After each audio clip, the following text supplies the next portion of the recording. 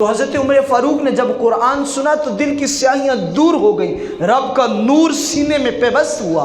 تو حضرت عمر فاروق رضی اللہ تعالی عنہ کہنے لگے مجھے حضور کی بارگاہ میں لے چلو، میں جا کے کلمہ پڑھ کے مسلمان ہونا چاہتا ہوں۔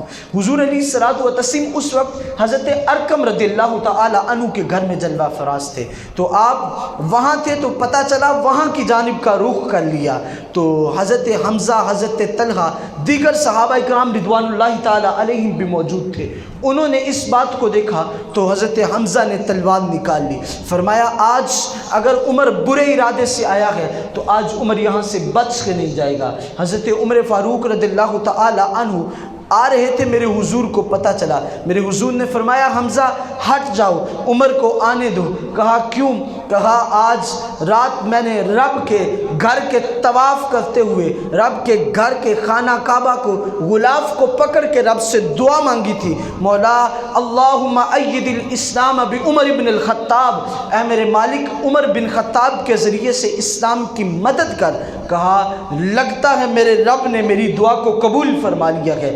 کیوں قبول نہ فرماتا؟ دعا مانگنے والے میرے حضور ہوں تو میرا رب دعا نہ قبول کرے۔ حضرت عمر حضور کی بارگاہ میں آئے، آ کے عرض کرنے لگے یا رسول اللہ صلی اللہ علیہ وسلم میں آپ کا غلام بننا چاہتا ہوں۔ میرے حضور نے کہا پڑھ عمر اشہد ان لا الہ الا اللہ وحدہ لا شریک لہ واشہد ان محمدا عبدہ ورسولہ۔ حضرت عمر رضی اللہ تعالی عنہ نے بلند آواز سے پڑھا، صحابہ کرام کا مجمع کثیر تھا، سارے مجمع نے بیک زبان اللہ کے حضور نعرہ تکبیر کو بلند کیا، اور حضرت عمر فاروق رضی اللہ تعالی عنہ نے بھی نعرہ تکبیر بلند کیا۔ حضرت عمر کہنے لگے یا رسول اللہ صلی اللہ علیہ وسلم دین کی تبلیغ کا کیا مزاج ہے؟ کہا ابھی تو اسلام کے چند افراد ہیں، 40 مرد اور کچھ عورتیں تھیں جنہوں نے اسلام اس وقت قبول کیا تھا، تو ہم تو چھپ چھپا کے عبادت کرتے ہیں۔ فرمایا یا رسول اللہ آج سے عمر آپ کا غلام آپ کے ساتھ ہوگا،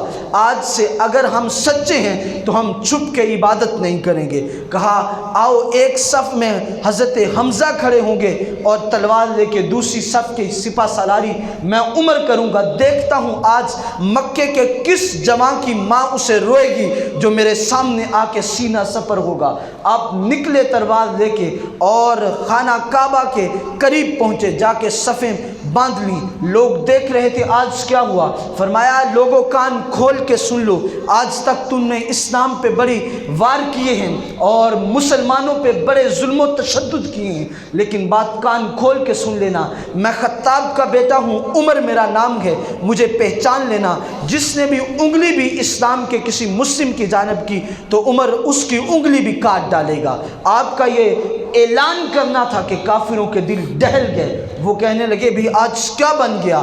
تو اس وقت حضرت عمر رضی اللہ تعالی عنہ نے حضور علیہ الصلوۃ والتسلیم کے صحابہ سے کہا کہ نماز پڑھی جائے۔ وہاں پہ نماز ادا کی گئی، رب کے گھر کے اندر نماز ادا کی گئی۔ تو آپ نے پھر اس وقت ابو جہل کے دروازے پہ بھی جا کے کہا، جتنے جتنے بڑے سردار تھے ان کے دروازوں پہ جا کے کہا بات کان کھول کے سن لو، آج سے میں مسلمان ہوں اور اسلام کا میں حامی ہوں، اور کبھی بھی تم اسلام کی جانب انگلی بھی نہ کرنا گندے ارادے سے، وگرنہ عمر تمہاری انگلی کو بھی کاٹ دے گا۔ روایت کے الفاظ ہیں کہ عمر کا یہ جملہ کہنا تھا، ابو جہل اپنے گھر کا دروازہ بھی نہیں کھولتا، اندر ہی رہتا ہے، کہتا باہر نہیں نکلنا۔